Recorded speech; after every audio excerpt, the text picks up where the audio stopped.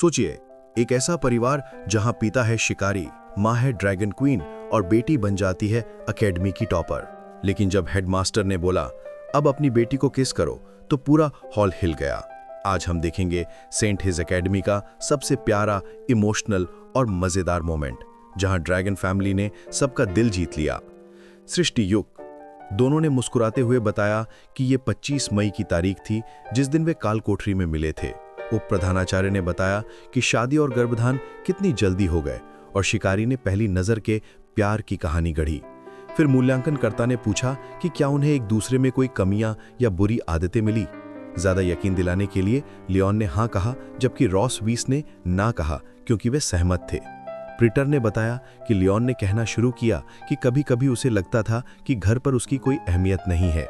फिर भी वह रॉस वीस की बेहद कुशलता और हर चीज का बखूबी ध्यान रखने के लिए तारीफ करता रहा। हालांकि उसने स्वीकार किया कि उसकी वजह से तनाव बढ़ता है और वह और मदद करना चाहता है, और अंत में उससे मन ही मन विनती की कि वह उस पर अपना गुस्सा निकालना बंद करे। साक्षात्कार के दौरान महिला ने ड्रैगोनिस्ट से पूछा कि उसके पति के सबसे आकर्षक गुण क्या हैं। रॉसवी ने फिर उसे सुंदर, बुद्धिमान और जिम्मेदार बताया और उसके कई गुणों का जिक्र किया। वह बनावटी मुस्कान के साथ सुन रहा था। उसे समझ नहीं आ रहा था कि उसकी तारीफ हो रही है या बस मजाक उड़ाया जा रहा है। फिर उसने उसका हाथ पकड़ा और उसे समझाया कि ज्यादा बात न करे। कुछ ही क्षणों बाद उसने उसे कसकर भींच लिया, जिससे उसे थोड़ा दर्द हुआ।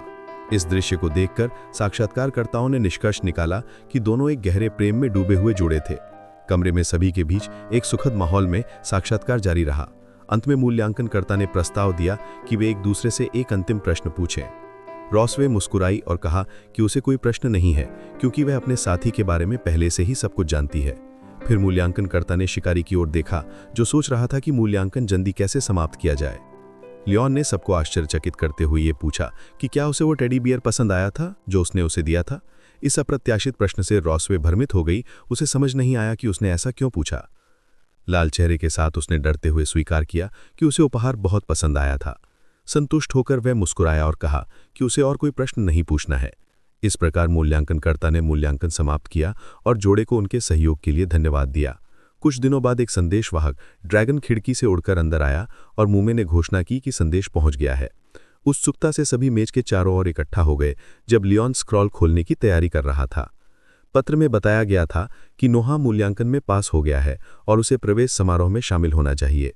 बहनों ने उसकी सफलता का जश्न मनाया, जबकि माता पिता आश्चर्य से परिणाम देख रहे थे। बेन न्यूटन ने अपनी बहन को गले लगाया और कहा कि वह और उसके माता पिता अद्भुत हैं। रॉस वाइज ने उसके साथी को धन्यवाद दिया, लेकिन उसने जवाब दिया कि इसकी जरूरत नहीं है, क्योंकि नोहा ने यह सब खुद किया है और वह उसकी बेटी है। मुस्कुराते हुए महिला ने एक भोज की घोषणा की और कहा कि वह मदद करेगा ताकि उसे महत्वहीन न लगे, जिससे वह उसे तुच्छ और द्वेषपूर्ण न कहे। और इस तरह सेंट हिज एकेडमी में प्रवेश समारोह का दिन आ ही गया। मंच पर प्रधानाध्यापक ने नए छात्रों का स्वागत किया और उन्हें प्रवेश पर बधाइयां दी। इसी बीच परिवारों और छात्रों के दर्शकों ने भाषण को ध्यानपूर्वक सुना।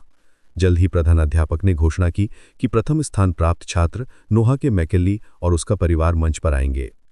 मुमी उत्साहित होकर खुशी से झूम उठी जब उसे पता चला कि उसके माता पिता और बहन भाषण देंगे। फिर लियोन, रॉस वाइज और नन्ही नोहा मंच की ओर बढ़ गईं। रास्ते में पिता ने याद किया कि कैसे 1 घंटे पहले उन्हें इस अप्रत्याशित भाषण के बारे में बताया गया था। मंच पर पहुंचकर उन्होंने स्वीकार किया कि उनके पास अचानक आई ऐसी स्थिति का सामना करने के अलावा कोई विकल्प नहीं था। फिर प्रधानाध्यापक ने छात्र से पूछा कि क्या उसके पास कोई सलाह या भावनाएं हैं जो वह साझा करना चाहती है। सबसे पहले लड़की ने कहा कि उसकी माँ, जो एक शक्तिशाली अजगर है, हमेशा उसके साथ थी और उसे मजबूत बनने के लिए प्रेरित किया। फिर उसने अपनी बहन को हमेशा उसके साथ रहने के लिए धन्यवाद दिया, जिससे वो बहुत खुश हुई। उत्सुकता से उस व्यक्ति ने सोचा कि क्या उसकी बेटी भी अपने भाषण में उसका जिक्र करेगी। अंत में छोटी लड़की ने अपने पिता को धन्यवाद दिया, जिन्होंने उसकी पढ़ाई में मदद करने के लिए अनगिनत रातें जागकर बिताई थीं। उसके शब्द सुनकर वह स्पष्ट रूप से भावुक हो गए। फिर वक्ता ने अपने भाषण का अंत एक साधारण धन्यवाद से किया। बाद में हेडमास्टर ने सुझाव दिया कि लियोन अपने पिता के प्रेम को दर्शाने के लिए नोहा को किस करे। घबराए हुए उस आदमी ने सोचा कि क्या हेडमास्टर इस समारोह को अपनी फांसी में बदलना चाहते हैं। उसे मन ही मन याद आया कि अभी 1 महीने पहले लड़की ने उसे छूना तक नहीं दिया था। फुसफुसाते हुए उसने सुझाव दिया कि वे ज्यादा मेहनत से बचने के लिए बस गले मिल सकते हैं। हालांकि लड़की ने जिद की कि वह उसे चूमे और बात खत्म करे। उसकी प्रतिक्रिया से हैरान पिता एक पल के लिए चौंक गया, क्योंकि वह जिद कर रही थी। फिर उसने उसके माथे पर चूम लिया। दर्शकों में मुंह में चिल्लाई कि वह अपनी बहन को भी चूमना चाहती है, लेकिन नौकरानी ने उसे भागने से रोका। रॉस को राहत हुई कि यह सुझाव उसी पर नहीं हुआ था। प्रधानाचार्य ने मैची परिवार की प्रशंसा की और पूछा कि लीम कैसे अपनी पत्नी को भूल सकता है। इस सब के बीच लियोन ने सोचा कि प्रधानाचार्य थोड़ा हद पार कर रहा है, पर उसने ये सब छोड़ दिया क्योंकि यह दिन इतना महत्वपूर्ण था। लियोन ने रॉसवाइज की तरफ मुस्कुराकर कहा कि वे सबसे मिलनसार परिवार है। उसकी पत्नी आश्चर्य से फुसफुसाई, पर उसने कहा कि उसके पास कोई विकल्प नहीं था क्योंकि लड़कियां दिख रही थीं। रॉसवाइज ने सोचा कि वो इतनी शांत कैसे रह पाते हैं जबकि वो खुद नजदीक आने को लेकर घबरा रही है। लज्जा भूलकर उसने सोचा कि बस एक बार चुंबन कर लेगी, पर लियोन ने केवल एक त्वरित गाल पर चुंबन दिया और तुरंत पीछे हट गया। अप्रत्याशित व्यवहार ने उसे स्तब्ध कर दिया। वो अपना चेहरा छूकर सोचने लगी कि अब क्या हुआ। लियोन ने भीड़ की ओर मुड़कर धन्यवाद दिया और उनके फुसफुसाने पर उसने माना कि अब वो शांत महसूस कर रहा है। पत्नी ने महसूस किया कि उसे पब्लिक में इस्तेमाल किया गया और मन ही मन उसने बदला लेने की धमकी दी, पर वे सार्वजनिक थे। घटना के बाद प्रधानाचार्य ने परिवार को विश्राम के लिए विदा दिया। बाहर सबने विदाई ली और रॉसवाइज ने बेटी से कहा कि वो सप्ताहांत पर उसे लेने आएगी। म्यूम ने अपनी बहन को भले रहना ना भूले और नोआ ने आश्वासन दिया। लियोन ने सलाह दी कि वो खाए, पढ़े और अपना ध्यान रखे, पर लड़की ने कहा कि वो अब बची नहीं रही। तब उसने विनम्रता से बताया कि वो बस वही सलाह दे रहा था जो उसकी पत्नी शर्म के कारण नहीं दे पाई थी। गंभीर स्वर में पिता ने कहा कि यदि किसी ने उसे परेशान किया तो उसका सामना करे, वो उसका साथ देगा। नोआ ने पूछा कि क्या उसने कभी ऐसा किया, और लियोन ने हंसते हुए बताया कि बचपन में दादाजी के हाथों से अक्सर मार खानी पड़ती थी। वे सब मुस्कुराए और दूसरे क्षण घर की बात चली। बाद में सिल्वर ड्रैगन मंदिर की रानी के कार्यालय में उजाला फैला हुआ था। रोज ब्लड स्पेल, एक प्रतिबंधित जादू जो करने वाले की जान तिलांजलि ले लेता है, के बारे में पढ़ रही थी। उसने सोचा कि अगर इसे थोड़ा बदला जाए तो ये काम का साधन बन सकता है। अचानक द्वार खुला और उसकी भरोसेमंद सहायिका ने उसे अपनी महारानी को प्रणाम किया। संभ्रमित ने पूछताछ के बारे में जाना और सहायिका ने खेद के साथ बताया कि उसने टाइगर लॉरेंस और उसकी पत्नी का ठिकाना पता नहीं कर पाया। उनके निशान मिटा दिए गए थे। इस पर रॉसिस ने निष्कर्ष निकाला कि लियोन का गुरु वो साधारण किसान नहीं होगा जो उसने कहा था। उसने अपनी सेविका को और खोज जारी रखने और किसी भी नई जानकारी की रिपोर्ट करने का आदेश दिया। कुछ पल बाद हंटर प्रशिक्षण कर रहा था, एक डंडे से आक्रमण का अभ्यास कर रहा था। वो छोटी मून को नीचे की तरफ जोर से प्रहार करने के लिए कह रहा था। लड़की ने कई चालें एक साथ अनलैश की और पिता चकित रह गया। दूरी से रॉस ने दोनों को प्रशिक्षण लेते हुए देखा। जैसे ही बच्ची ने मां को देखा, उसने खुशी से आवाज लगाई। आदमी ने पूछा कि क्या उसने पगला के साथ अच्छा व्यवहार किया था। बच्ची ने हाँ कहा। रॉसवाइज ने पूछा कि क्या वो अपने पिता के साथ अच्छा व्यवहार कर रही थी, और उसने कहा कि वो बहुत अच्छी रही। फिर रात्रि भोजन के लिए स्टेक का ऐलान किया गया। नोवा के टेस्ट रिपोर्ट में पूरे नंबर और कई विषयों में प्रथम स्थान दिखे। लियोन ने पेपर पर नोट किया कि नोवा ने शारीरिक परीक्षा में पहली नहीं आते, और इस पर यह समझाया कि उम्र के कारण उसकी सहनशीलता थोड़ी कम थी। उसने रिपोर्ट पर यह भी दिखाया कि उसकी जीत दर सबसे ज्यादा थी और रणनीति में वो उत्कृष्ट थी। नोवा ने हंसते हुए कहा कि उसे लगा कि उसकी मां हमेशा स्कूल में परफेक्ट स्कोर करती थी। पिता ने उसे समझाया कि उसने भी शुरुआत में पहली पोजीशन नहीं पाई थी, पर कड़ी मेहनत से वो आगे आया। वो उसे हतोत्साहित न होने के लिए प्रोत्साहित करता है। म्यू ने पूछा कि अगर माँ और पिता लड़ते तो कौन जीतता। दोनों माता पिता ने प्रोत्साहन से कहा कि वे ही जीत जाएंगे। फिर दोनों ने एक दूसरे की तरफ निहार कर चुनौती दी और अंततः बाहर जाकर काम की बात पर झगड़ने का फैसला किया। कुछ दिन बाद म्यू ने उत्साह से किसी के आने की सूचना दी। एक विशाल ड्रैगन आसमान से उतरा, लेवियाथन ड्रैगन, जो रॉस से भी बड़ा था। हंटर ने देखा कि विशाल शरीर के बावजूद यह ड्रैगन लड़ाई में कमजोर और शांत स्वभाव का था। अकादमी इसका उपयोग अंडों और हैचलिंग्स को पहुंचाने के लिए करती थी। एक नीली किरण नोआ को घेरे में ले गई और उसे उठाकर उसकी मां के पास लौटा दिया गया। रोज ने उसे स्वागत किया और म्यूम ने अपने बहन को गले लगाया। नोआ तुरंत कह उठी कि वो वापस आ गई है और उसने अपने पिता से संबोधन करने की आदत नहीं डाली। वो अभी भी पिता शब्द के लिए अनौपचारिक थी। खाना खजाना आगे बढ़ा। नोआ के रिपोर्ट कार्ड ने सबको प्रभावित किया।